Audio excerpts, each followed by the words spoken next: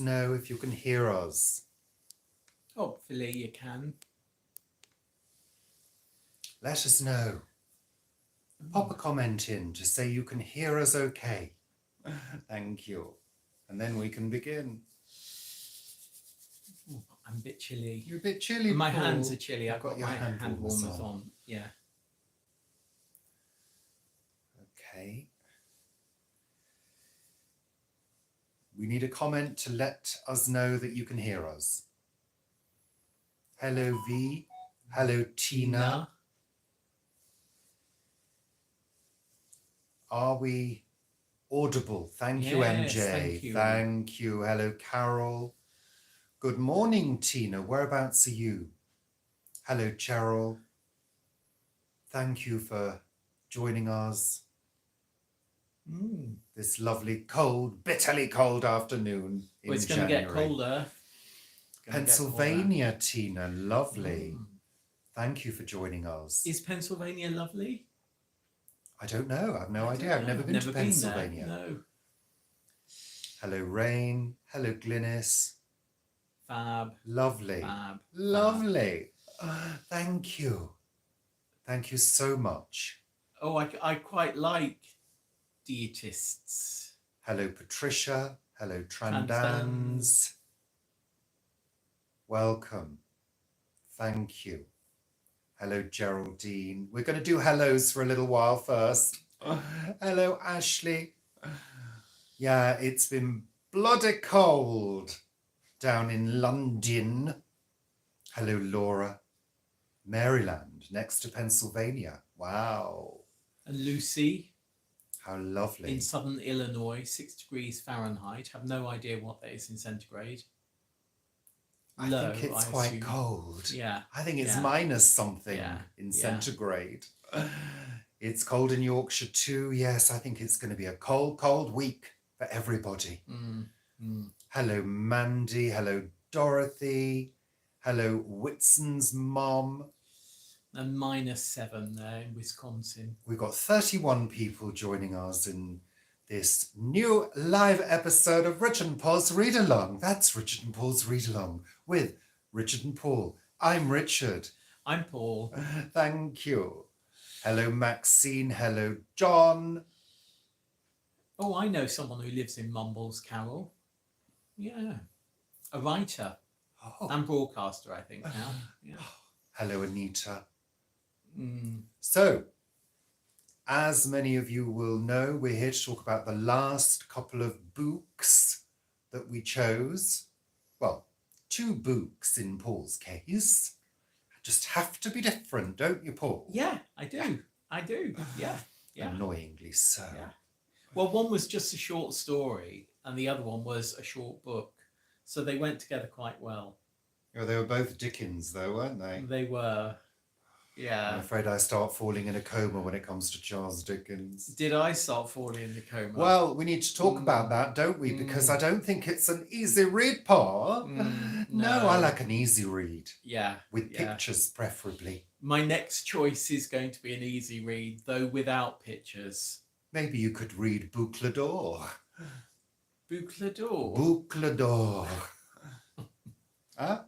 In French. In French, it's Goldilocks, baby. Goldilocks. Yeah, I know, I got that. Yeah. Lots of pictures and very little text. And I'm going to be reading a Ladybird book next. Oh, are you? Oh, lovely. Probably The Sleeping Beauty, because I just love the gowns. Not allowed to say what? What we're doing next? No, I'm joking. Oh, I quite like to do Sleeping Beauty. Yeah. Hello, Geraldine. Hello, Jay. Snowing in Northumberland. And all the angels say, hello. Welcome. So we've got 39 people my age. Yeah, exactly. Oh, yes. Cheryl, I love The Elves and the Shoemaker. That's one of my favourites. And Vivi gave me a copy of that. And I just love it. The pictures in the Ladybird books just take me straight back to childhood.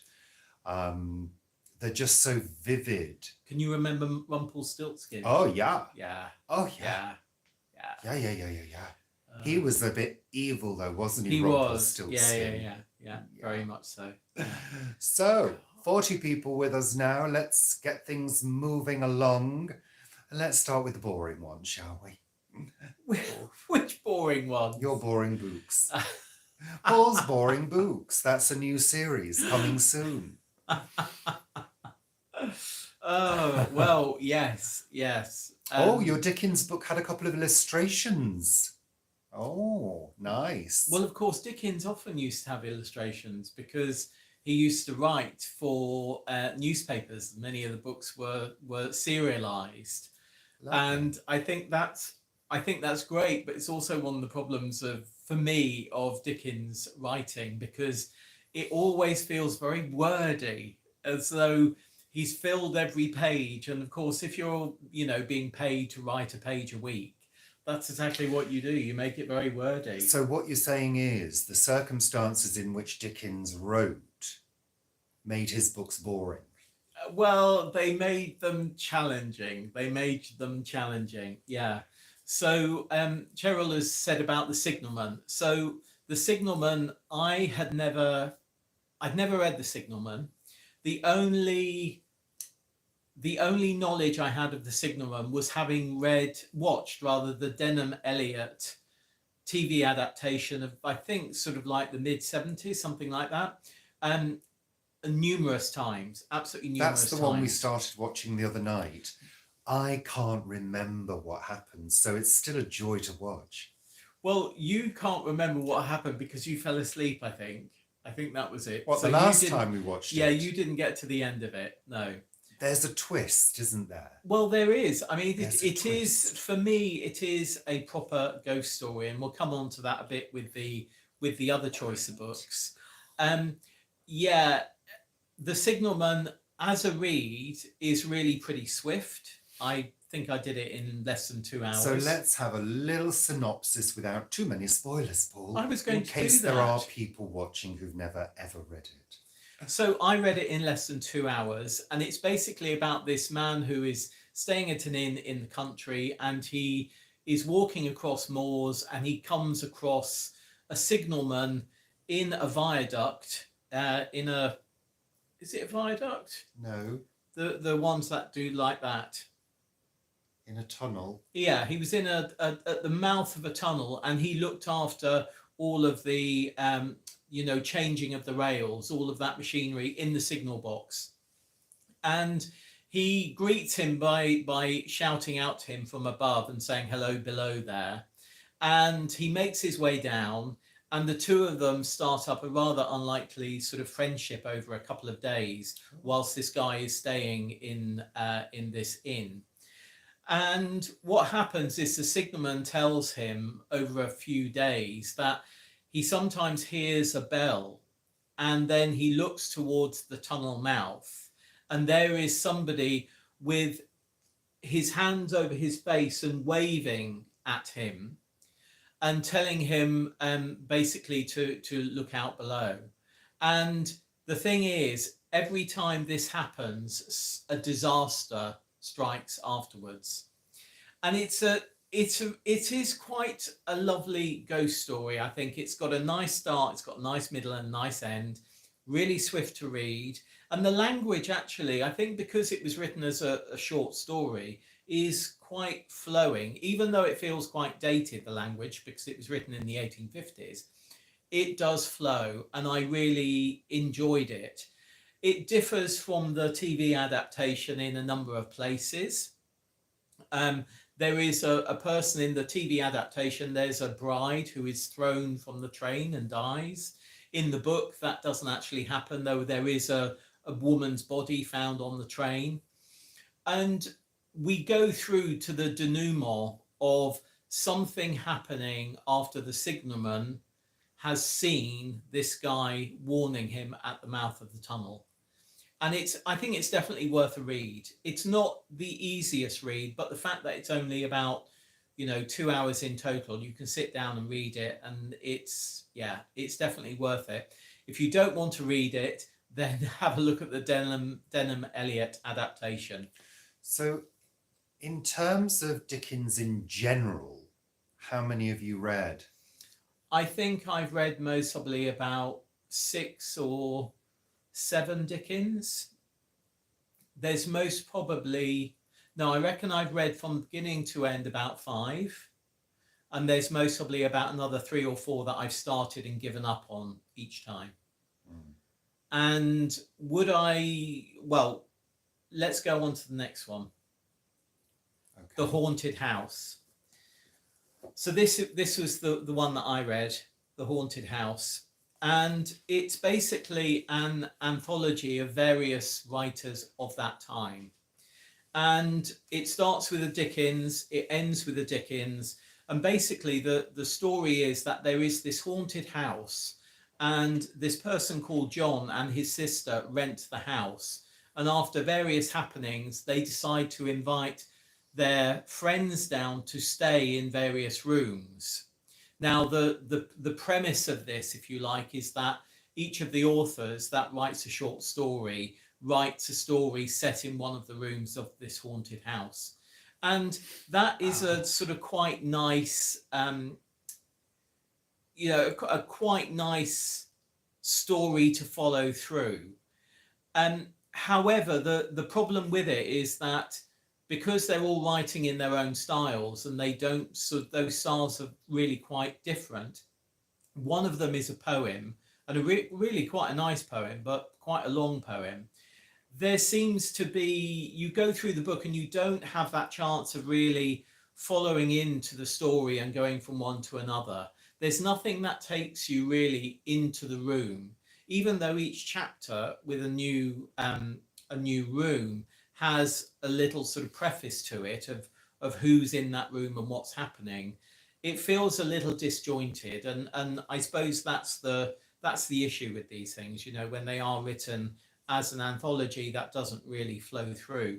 However, the interesting thing again is that the stories that I've liked in this, none of them were actually written by Charles Dickens.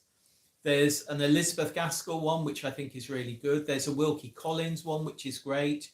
The poem is by Adelaide Ann Proctor, and I really enjoyed that.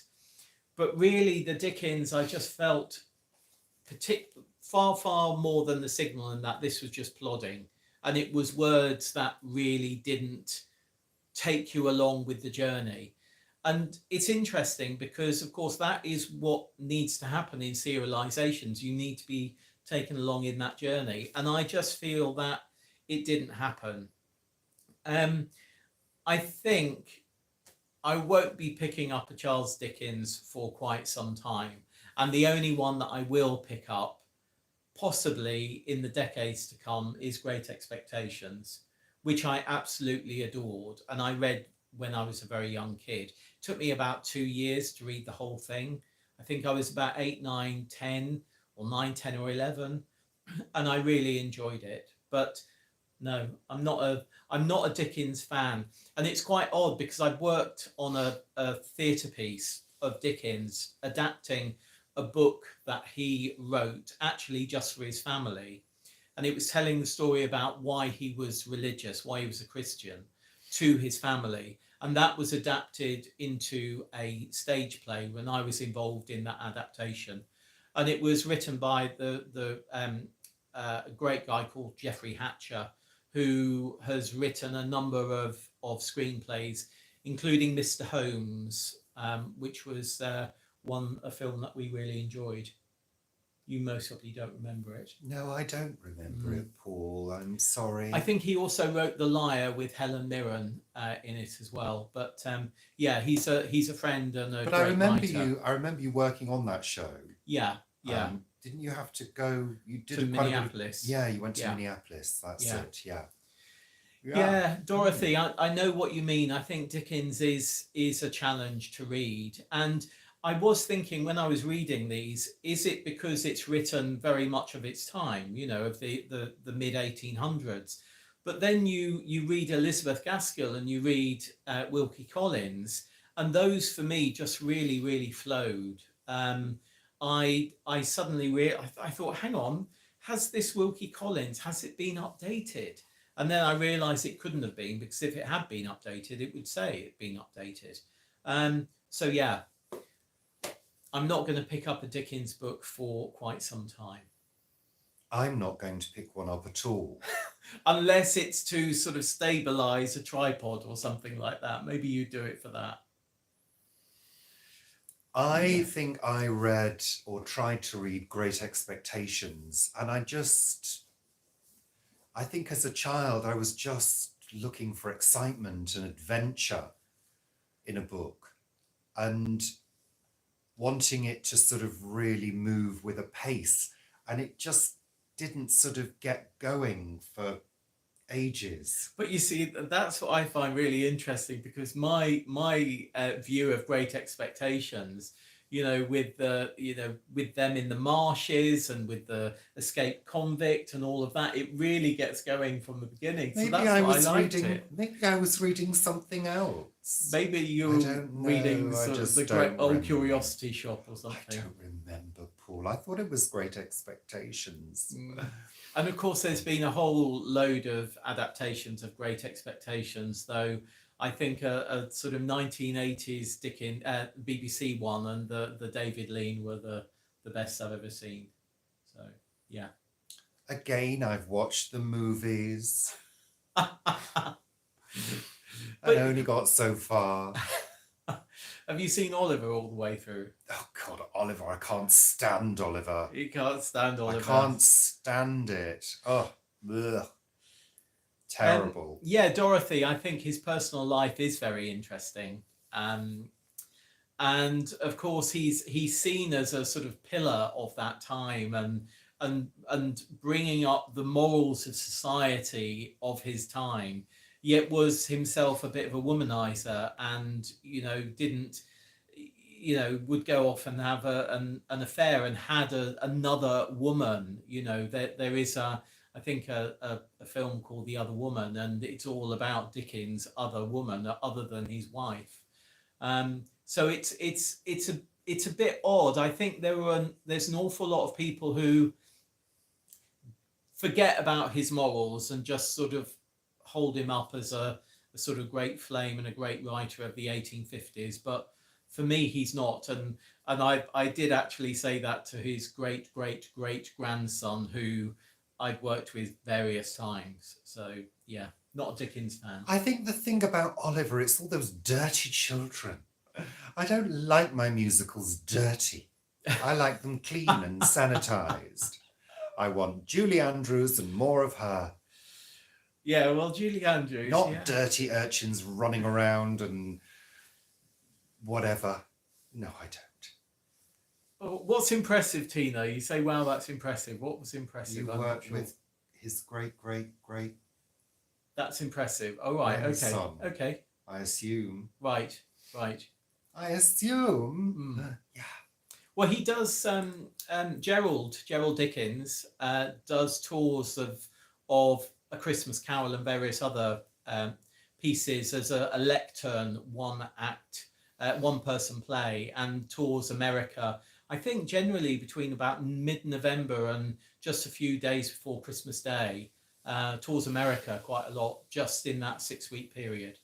Yeah, lovely. So look out for him. Super duper. Lovely guy. Yeah. Good. Well, in fact, both of the great grandsons that I know are lovely. Yeah. There we are. So, Richard. Excellent, Paul. Thank you so much for that enlightening piece on Charles Dickens. Well, of course, yes, the Christmas Carol. I mean, that is that is the choice, isn't it, for reading over Christmas? And I felt that I didn't want to read that because I do know that quite well. That is one that I've read several times. And in fact, I knew Vanessa, who I worked with at For Earth's Sake. When she was a theatre producer, I worked on her tours of A Christmas Carol. So I know that piece very well, indeed. Yeah. Lovely. Any more you'd like to say about Charles Dickens, Richard? No, I don't think so. Giving him enough airtime. I'm all done. Yeah. I'm all done. Lovely. Oh, right. Lovely. Let's just Tina. catch up with some of the comments. Sorry, we're just having a little look. Hi, Mark. Miss Havisham, yes. Oh, I mean, just such a fabulous character, Lucy. Miss Havisham really is a fabulous character. So, Mark, you listened to George Orwell's 1984, 10 hours long. Now, Although I did enjoy 1984, I have to say, and I did like the movie that was made and released in 1984 with some of the music was the Eurythmics. yeah, and it was John Hurt, wasn't it? Did you read that as a set book at school? No, I read it myself. I chose to read it. See, that's interesting because Richard read that himself. I read it as a set book. For the Chrysalids, it was a set book for you, and I read it myself. Yeah, it was a set book. I think, as my friend Lisa pointed out on online on Facebook the other day, I think we read it in third year, which of course is the old system. Of course, the system has changed at school now, but that was O levels. No, it was third year. Wasn't third year was still reading? Yeah, but it was part of the curriculum. It was the curriculum for that year. Yeah. Okay. Yeah. So it wasn't your set examination not for book. O-level. No, not at all. So, okay. Yeah, for O-level, what did we do? The trumpet major. Oh, yeah. Henry the Fifth, Part 1.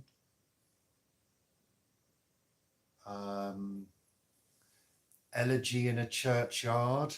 Oh my God, really? Yeah, which again was just hellish and so boring, so boring.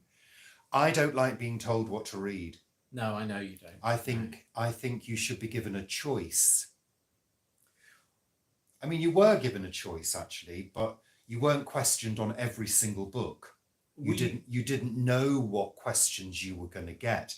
And I remember I read another poem from the book that we were reading poetry from. And I was lucky because there was a question on that. Right, okay. And I was able to answer it. Because in those days, your O-levels, and I'm sure many of you will remember, the O-level exams were very often a set of 4 essays that you had to write within 3 hours or something. And they weren't like, multiple choice questions and coursework. It was, you had to do an essay, several essays in the same exam, I mean, sociology. I never did sociology. Oh my God. Oh, I passed. I got my sociology O level. Well, that's very good. But it was hard. It was a 4-hour exam. 4 hours. Please. I can waste 4 hours looking at Instagram.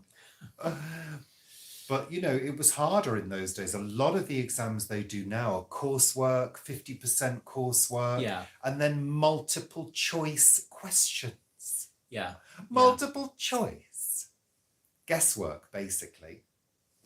Geraldine and Dorothy have said about Dickens living in Rochester, which of course he did. He lived in various places.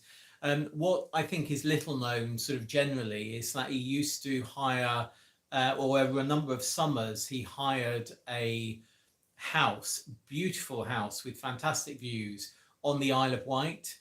And he wrote many of his books, or started writing many of his books, or finished his books, actually whilst he was there for 3 months of the year. And it's down a really quiet country lane, and next to a very large home that was originally owned by a great poet of the time. And when I visited it, it was a place for people to holiday, and them and their family, if they had learning disabilities. Oh. So, yeah, lovely. There we are. Excellent. So, moving on, Richard. Okay, let's move to my book choice. My book choice. The Chrysalids by John Wyndham, written in 1950, or published in 1955. And as we've already said, I was made to read this as a child, and I can remember liking parts of it, but I also remember feeling very, very bored. I mean, I was more interested in pop music and smoking behind the bike sheds. Um, and, you know, having my hair stuck on end in some punky style, than reading literature.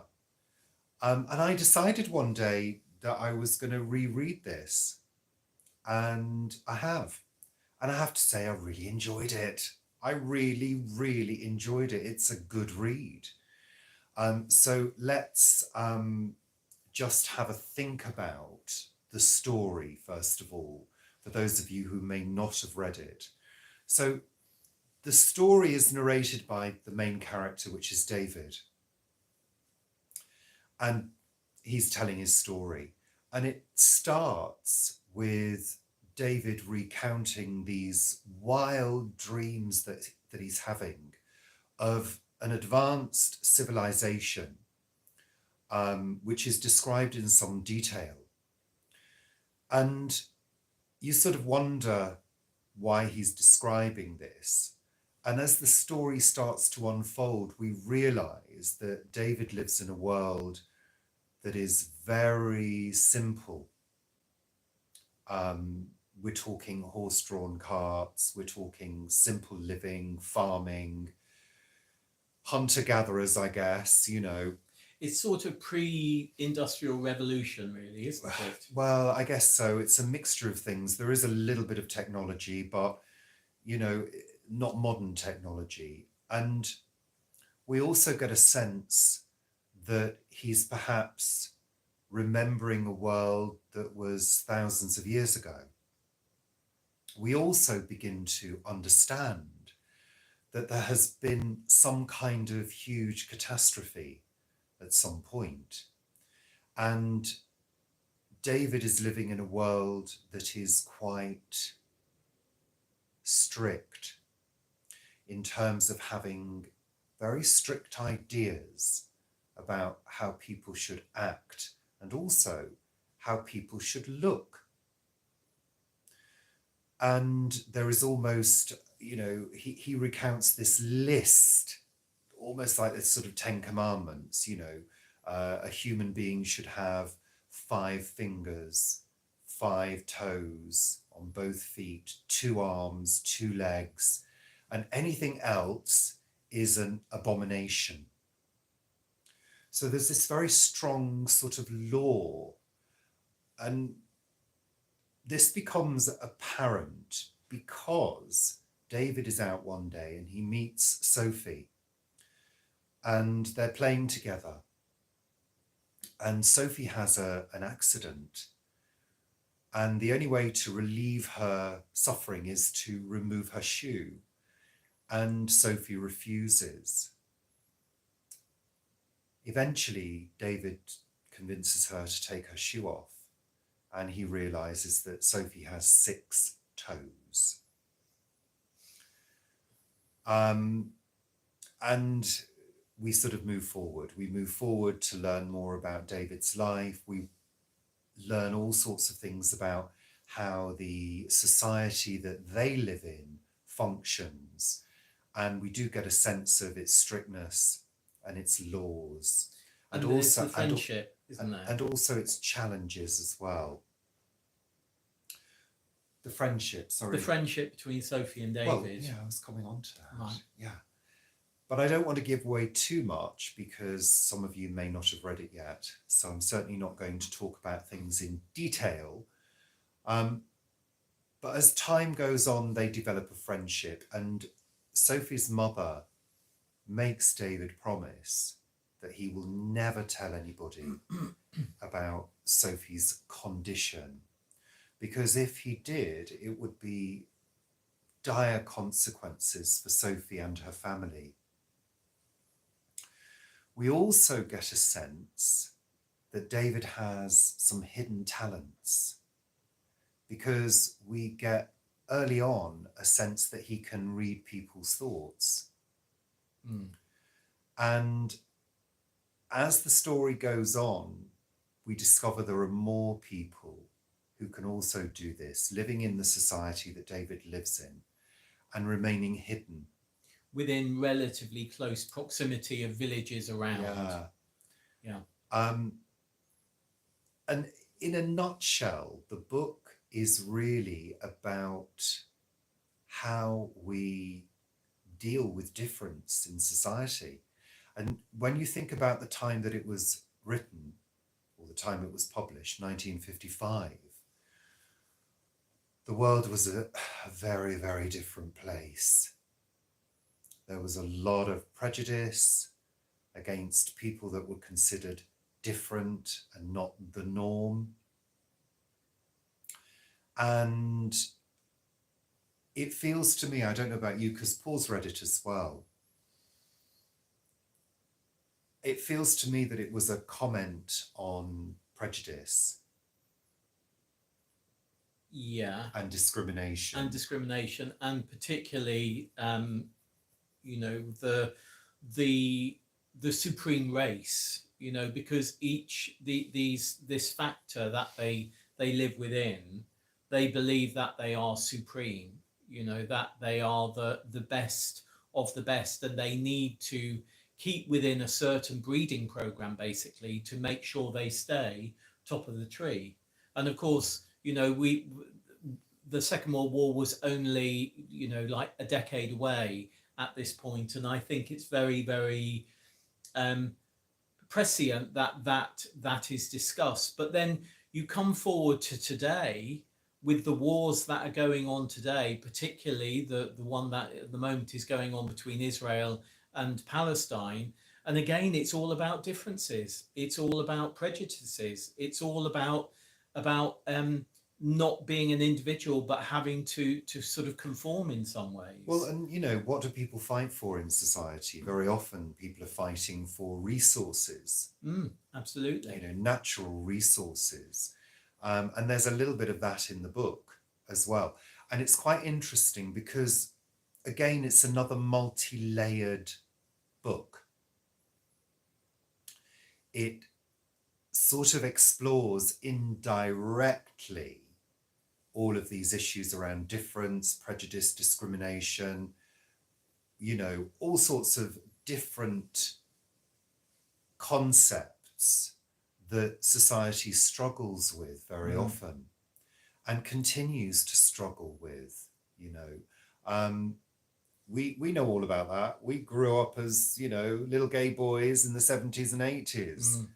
You know, talk about feeling different, talk about feeling like an outcast, you know. And there are many other sort of sects of society, if you like, not just around sexuality, but of course gender and race, that are still going through that. Well, look at what's happening at the moment. You know, you've got all sorts of issues around trans people and drag queens, you know, being persecuted. But what I was going to go on to say as well is we get this idea that a catastrophe has happened, and we also begin to get an idea that there is an area of the world which is completely and utterly destroyed and can never be gone into because people get very ill if they do. And there are things described such as an area of black glass, I think it's described as. Yeah, it's the Black Land, isn't it? You know, and reading this in the 80s, I do remember thinking, well, this must be a nuclear war that's happened, you know? I think I did as well. Because, of course, in the 80s, we had that threat hanging over our heads. And, of course, in the 50s, there would also have been a lot of concern around not necessarily nuclear war, but communism, socialism, you know, all of those fears that people had. So people were very scared of anything that was outside of the norm, you know. So I find it a really interesting multi-layered book. And I don't really want to give away the ending, but what happens throughout the book is actually quite disturbing in many ways, because we do say goodbye to a few characters in some sort of horrible situations. Yeah. And the ending comes as, I don't know whether it came as a bit of a surprise to you, but if I were to describe it as a film, the ending is quite spectacular and filmic. Yeah. And I could imagine it very, very clearly, how it would be done today. And I'm Yeah. quite surprised that nobody's done a film or a TV show around it. So, But I think the ending. It's difficult to talk about this without giving the ending Yeah. away. But the ending, there is a lot of sort of like hope and acceptance and understanding that sort of fits around the ending.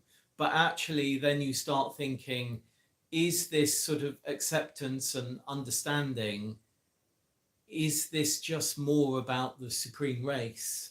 That's where I was left with the book. yeah, because I really don't want to give away what happens. No, because it is really, we both agree it's well worth a read. yeah, it really is well worth a read.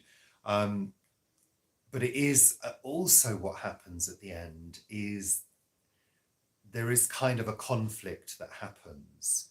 And this conflict is resolved using technology. And that sort of rings alarm bells for me if you think about today's war efforts, if you like. You know, when people go to war today, it's all about targeting technology, advanced weaponry that can wipe out vast swathes of people very, very quickly. And there is kind of something a little bit like that in the end. Although the way it is described and the way it is deployed is kind of a little bit sci-fi, isn't it? It is, yeah, definitely. It's a bit sci-fi and a bit wow, you know, whoo. And then you are left questioning what has happened here. Yeah, and the power of those who have this technology. I mean, I kind of almost equate it to, you know, we've got, you know, some of these tribes that are deep in the Amazon jungles, and there is an agreement that we do not interfere with them. You know, and occasionally you see a few leaked photographs of them looking up at an tribal airplane. people looking at an aeroplane and shooting arrows at the aeroplane or helicopter that's gone over. There was almost a sense of them sort of being left behind to get on with it. You know, I'm not going to say any more because, yeah, it's 10 out of 10. If I was having to score it, 10 out of 10. It really kept me hooked. And I also read the Kindle edition. And I know some people aren't into Kindle and reading on devices, but I found it really useful. I've got terrible eyesight. So you're able to make the font really large, which for me was brilliant. It meant I could read it really comfortably. Whereas the book, I mean, I'd have headaches 5 minutes into reading a book that small. So I love the Kindle edition for being able to do that on my tablet. And it was really cheap. I think it was something like 99p or something. Yeah, I mean, they often do. Yeah, I thought it was really, like really good value. Yeah. So, yeah, I'm just going to catch up with some comments. I read in book form. I much prefer reading in book form. I don't. 95% of what I do is in book form, and I get it from the library. This one I got from a local charity shop, which was great. I think it was £1. This one, and I really enjoyed it. And just like your choice last month, this is a book that I will go back to, where maybe I'll read The Signalman again, but I certainly won't read the whole of The Haunted House by Charles Dickens again. It's just not going to happen. So yeah, I think this is well worth it. And in fact, the only John Wyndham I've ever read was The Day of the Triffids. Had you read Midwich Cuckoos? Yeah. Yeah. So I'd read Day of the Triffids, which I'd really enjoyed, and each of the adaptations of A Day of the Triffids I've always watched. But I will definitely now look at reading Midwich Cuckoos, even though we saw the TV adaptation a couple of years ago, which we thought was good. And of course, it's been filmed as The Village of the Damned several times, which I remember watching as a child. But yeah, I will definitely be reading more John Wyndham. So I'll be adding his name to my list of authors to read, definitely. Yeah, we were talking about the Kindle. Love the Kindle version. Absolutely think it's great. I like also being able to change the color of the background as well, and be able to turn down the brightness. So it's very, you can tailor the experience to your needs, you know? So yeah, love it. I can see there's quite a few comments that people have made. Was it Children of the Damned, Paul? I thought it was Village, but maybe it was Children. Yeah. Aren't there two? I think there may have been. I think there was a sequel, wasn't there? There was sure one there and were then two a sequel. films. Yeah. Yeah, yeah. Because there's the one where he's thinking of the brick wall at the end. Yeah. That's Children of the Damned. I think that's isn't it? Children of the Damned. Yeah. But I'm sure then there's Village after that. Yeah. Maybe. Yeah. Yeah. So there we are.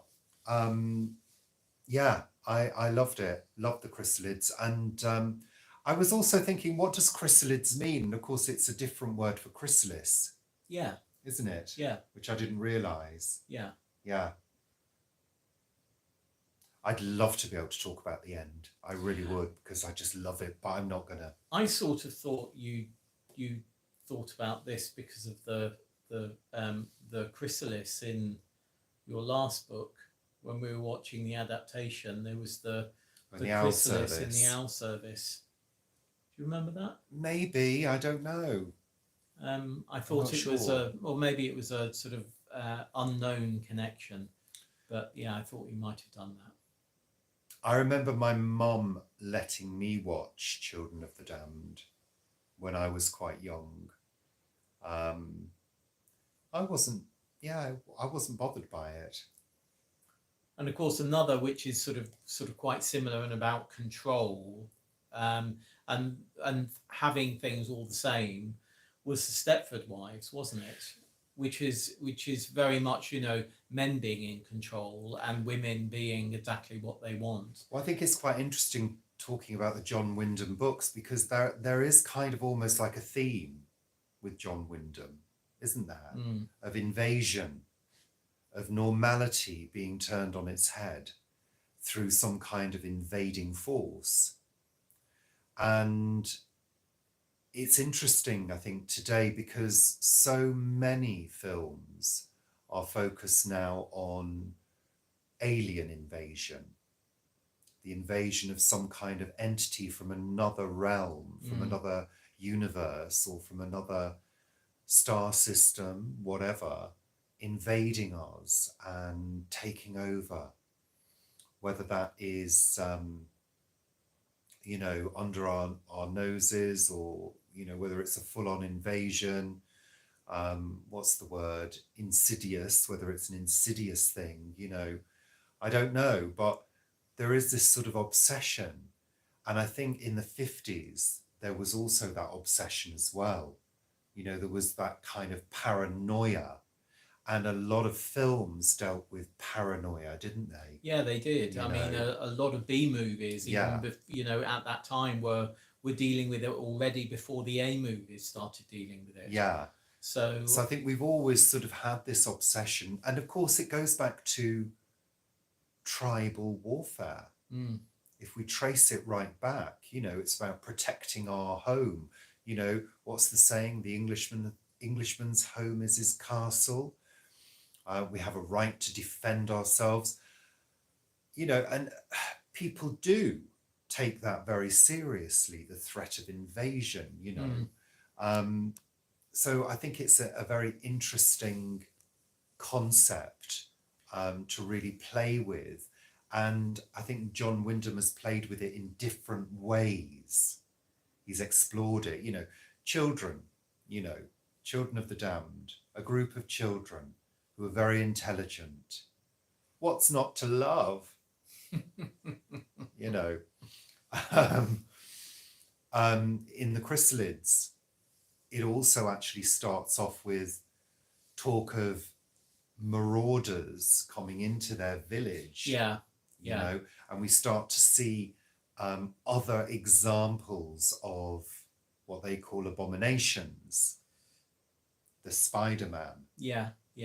And of course, it's about it.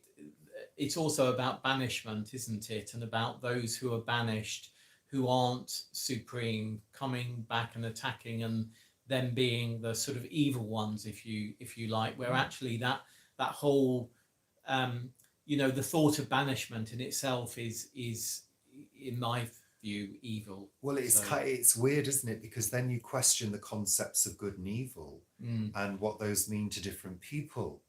Because, I mean, if you look at Children of the Damned, they were some kind of supreme race with supreme intelligence.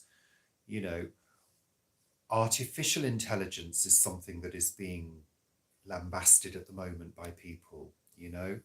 Should we allow intelligence to take over? Do they know what's best for us?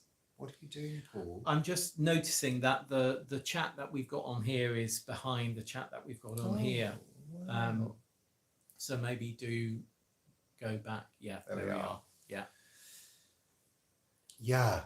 So there we are. There's lots of different notions that can be discussed as a result of this book. So we're just catching up with the comments now, people. Yeah, following Caroline's butterfly comment, metamorphosis. Exactly. Metamorphosis. Yeah. Love that word. Richard, do you know The Road by Cormac? No, never heard of it. No.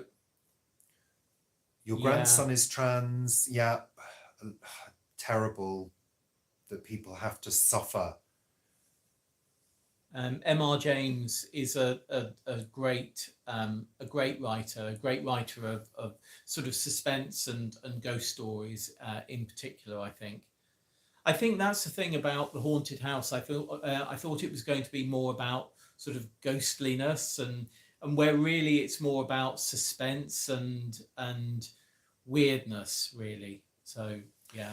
There is a movie of the Chrysalids, really. Oh, is there? I had a look on YouTube but couldn't find anything.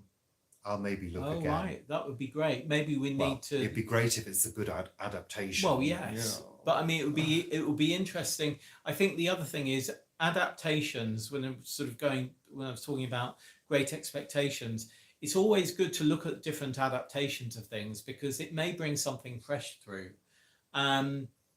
And then sometimes that adaptation just doesn't work. So it will be interesting to see. And of course, an adaptation that was done in, 1 year, if something's done sort of a decade later or 2 decades later, the adaptation may be different because it changes with society, which of course is what we are seeing now, as we were talking a few weeks ago on Sunday Chat with Agatha Christie's Murder is Easy, because that has been brought very much up to date while still being set in its period. And I think sometimes that can be a little bit confusing. So, yeah. Yeah, Tina, neither do we. We don't understand why people just can't accept people for who they are. Or accept that people are different and that we all have... Really? Different thoughts and different feelings and understandings.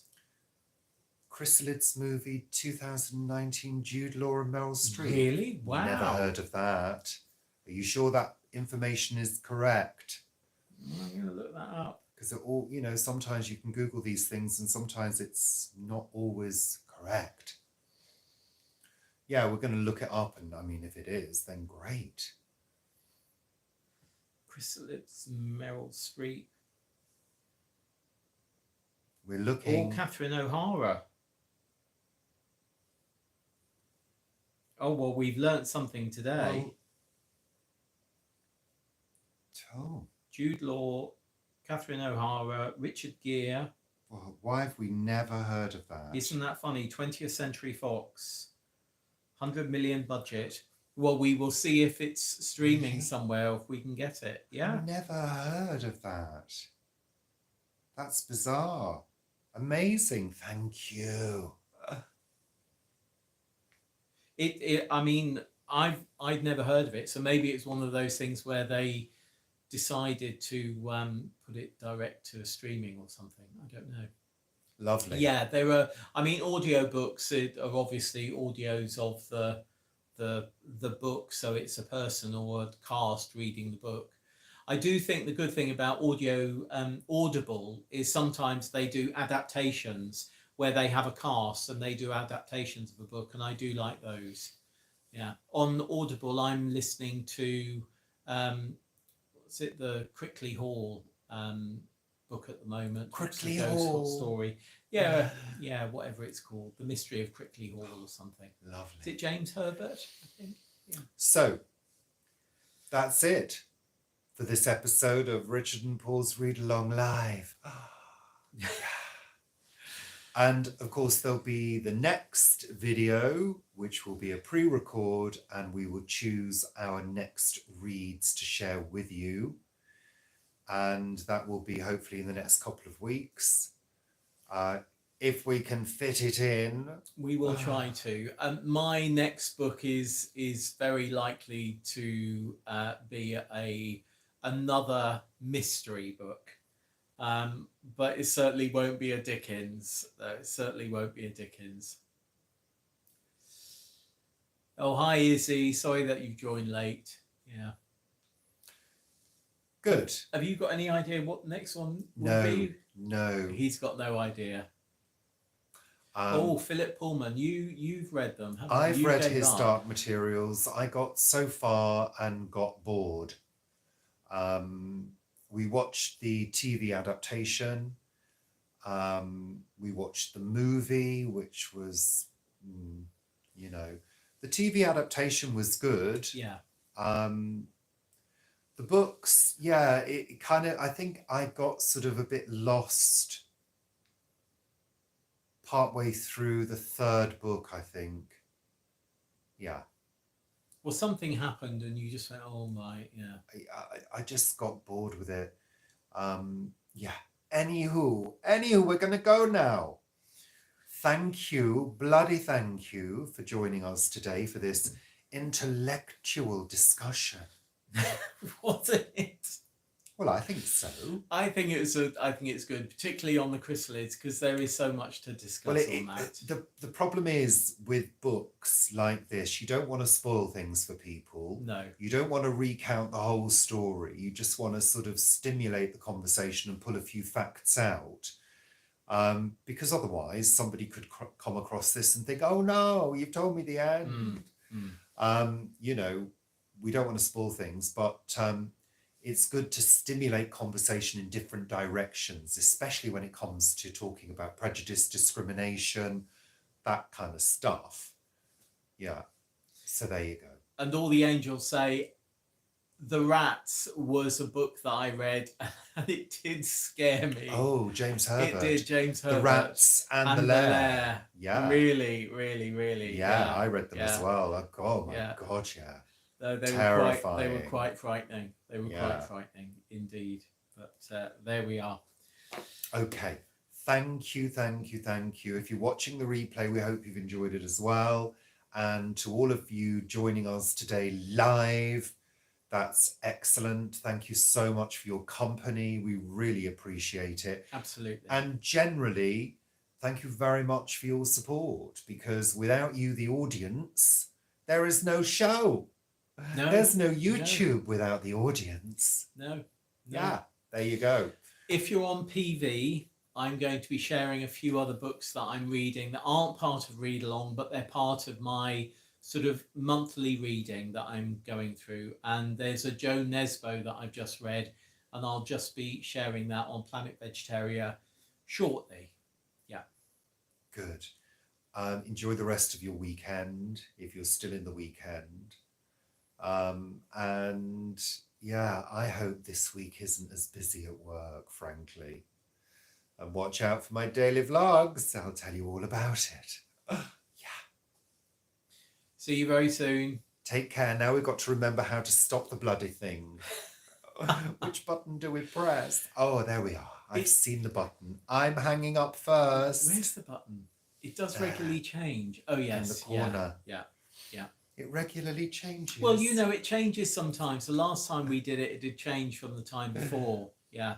And then we were doing a thumbnail for this, and when we were just starting this, and it didn't do what it normally does. No, I'm hanging up first. You hang up first. I'll hang up first. No, I'll do it. I'll say goodbye. I'm hanging up first. We're going now. Say goodbye. Say goodbye. Bye all. Get it in now before I hang up.